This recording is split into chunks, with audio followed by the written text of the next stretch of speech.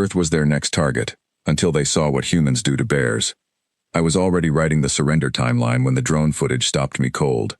My name is Vessel Commander Vreth of the Keth Dominion, 3rd Expansion Fleet, and I have conquered 11 worlds. I know what a soft planet looks like. I know the signs: single star, large stabilizing moon, nitrogen-oxygen atmosphere, dominant species with no natural armor, no venom, no exoskeleton, no reinforced bone structure, bleeds from mild lacerations, bruises from blunt pressure, gives birth to offspring so helpless they cannot feed themselves for years.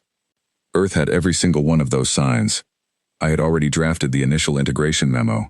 I had assigned my junior officer, Saul, the task of cataloging local governance structures for post-conquest administration. I had told my data analyst, Renwick, to begin resource projection models. We gave the planet 3 rotations in our tactical calendar before expected surrender. 3. That was generous. Then I reviewed the drone footage from a region called North America, and I had to sit down. The drone had flagged an anomaly: large organism, quadrupedal. The threat analysis system classified it immediately. A creature called Ursus arctos horribilis, mass between 270 and 360 kilograms, claws 10 centimeters long, tensile strength exceeding medium-grade combat alloy, bite force of approximately 8 megapascals, capable of sprinting at 55 kilometers per hour, silent approach, no threat warning display before attack. The system stamped it clearly: Apex Predator, Category 2. I looked at the creature on the screen and felt nothing except professional confirmation. Of course there were apex predators. Every habitable world has them. The humans were clearly not the apex predator here. The bear was. The humans were prey. This was not a complication. This was expected. Then a human walked into the frame. No armor, no visible weapon. On foot, alone, walking directly, calmly, toward the bear. Saul made a sound from across the console that I will not try to describe. The human was carrying a small metal container and a soft bag over one shoulder. He was perhaps 30 cycles of age by their reckoning, with a short brown beard and worn clothing. He moved without hesitation. The bear was fully awake, fully alert, approximately 12 meters away, and the human kept walking toward it. He opened the metal container. He removed food.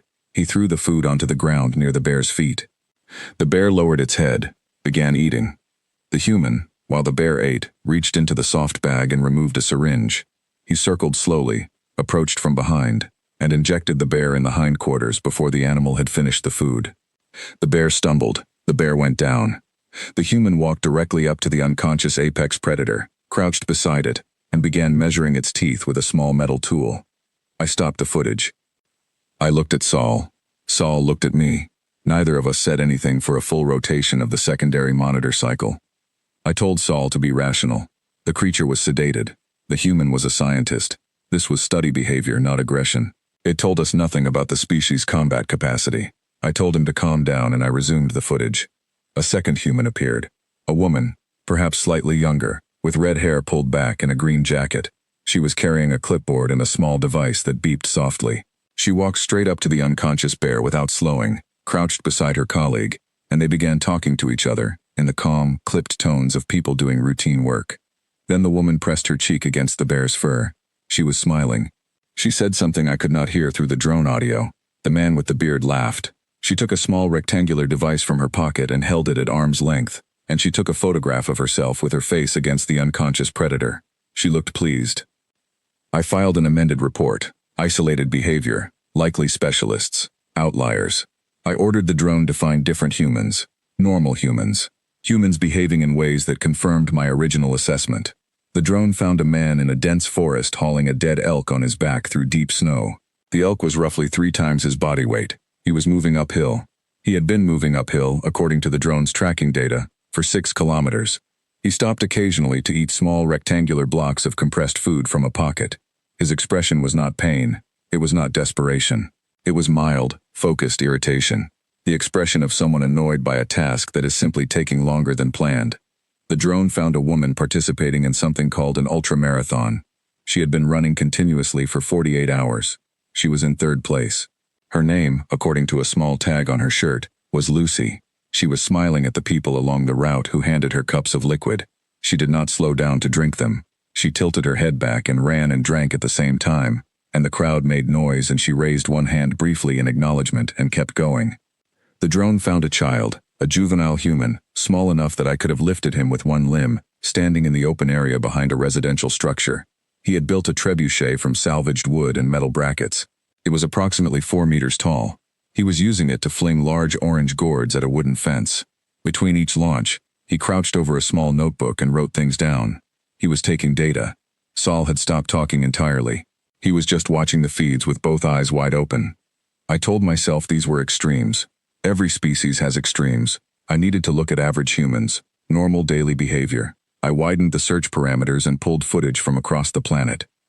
Average humans, for recreation, climb rock faces with no equipment except the grip of their own fingers. Average humans, for recreation, jump from elevated structures attached to thin elastic cords and fall toward the earth at full speed, and they call this enjoyment, and they pay money to do it repeatedly. Average humans, for recreation, descend into underwater cave systems in total darkness to map passages that no living being has ever entered, and they bring lights so they can see the things that have never needed to hide from anything because nothing has ever found them. I pulled my hands back from the console. They do this for fun, Saul said. It was the first thing he had said in 2 hours. I did not answer him. I went to Renwick and told him to run the tactical projection model, the model that had processed 11 worlds without error, the model that had never failed to produce a conquest timeline. Renwick input the human data. The model crashed. He looked at me. He ran it again. It crashed again. I told him to check for software errors. He checked. There were none. He rebuilt the input file from scratch. He ran it a third time. It crashed. Renwick is a careful man. He has 3 advanced degrees and 20 years of analytical experience, and I have never once seen him unsure of himself. He sat in front of the crashed model for a long time before he turned to me. "Commander," he said carefully, "the model is not crashing because of an error. It is crashing because it contains a ceiling, a maximum threat threshold. The model was never designed to classify a species that voluntarily and repeatedly engages with Category 2 apex predators for what appears to be simultaneous professional and recreational purposes. The ceiling exists because no species we have ever encountered has required a value above it." I told him to rebuild the model with a higher ceiling. He came back 2 days later looking like he had not slept. "We pulled additional footage," he said. "Commander, humans don't just interact with the bears. They have been doing it for generations. They have given individual bears names. Some researchers have maintained active professional relationships with the same individual animals for 20 years. They refer to these animals as her or him. They express worry about them, whether they ate enough over the cold season, whether their young survived. There is an entire human subspecialty, thousands of individuals working across multiple continents, whose sole professional purpose is to travel into dangerous wilderness and ensure the bears are comfortable, healthy, and protected from threats." I waited. "Protected from what threats?" I asked. Renwick's face did something complicated. "From other humans," he said. The room was very quiet. I thought about that for a long time.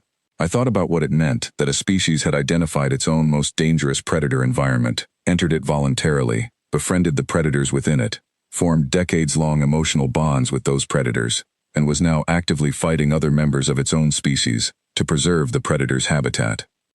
I thought about what that implied about how they would fight for each other. I transmitted to the Dominion Council. I requested a delay to the conquest timeline.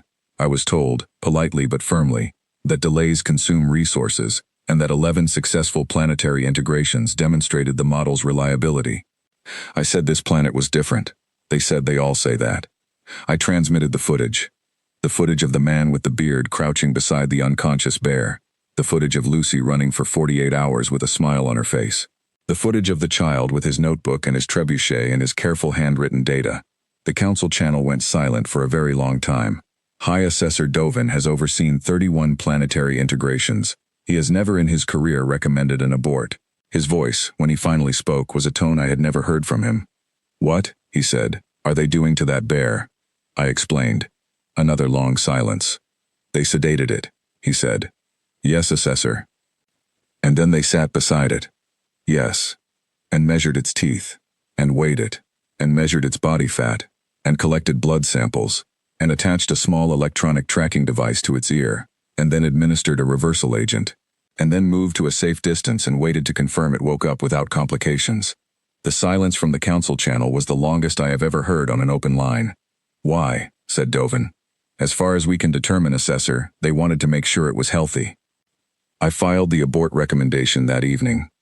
In my personal log, the one not transmitted to the council, I wrote what I could not say on an official channel. I have been a vessel commander for 19 cycles. I have never once filed an abort. I am filing one now, and I want the reasoning to be clear. It is not the bear that concerns me. It is the relationship with the bear. The Keth Dominion has integrated 43 worlds. On every world, without exception, the dominant intelligence arose because it found a way to escape the food chain, to put walls and weapons and distance between itself and the things that could destroy it. This is the universal pattern. Intelligence is, at its foundation, the strategy of the prey that refused to stay prey. The humans followed this pattern. They built the walls, they built the weapons, they created the distance.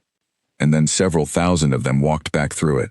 Not because they had to, not out of desperation or resource scarcity or territorial pressure. They walked back because something in their nature would not allow them to accept that a creature was beyond knowing simply because it could kill them.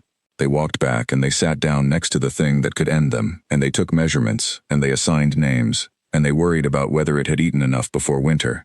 I do not have a category for this. We are a species built on hierarchy and threat assessment, and the rational calculation of risk. Humans perform the same calculation. They look at the bear and they understand the danger completely. And then they override the calculation, because something the danger cannot reach is pulling them forward anyway. That is not prey behavior. It is not predator behavior either. It is something that no threat model I have ever seen was designed to contain, and my model has crashed 3 times trying. Do not invade this planet.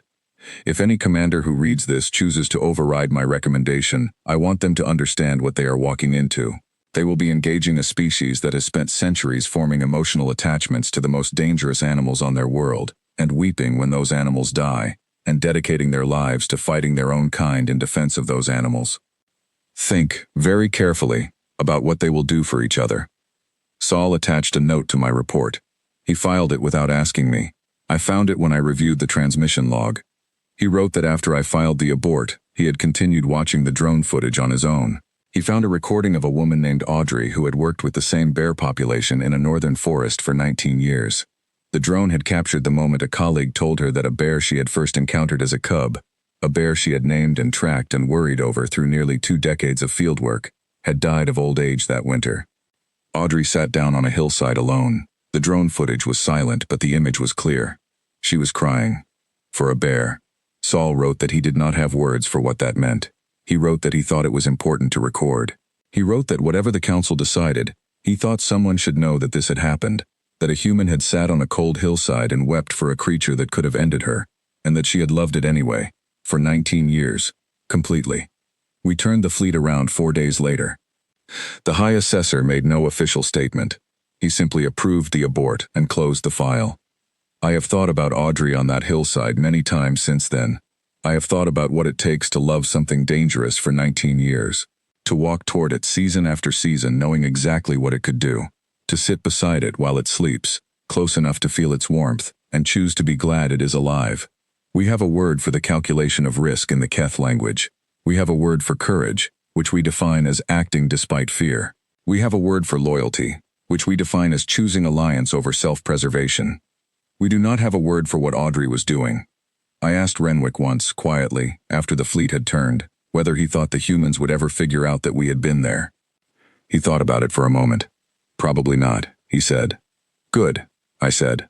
And I meant it, not because I feared them, though I did, in a way I had never feared anything a threat model had described to me before.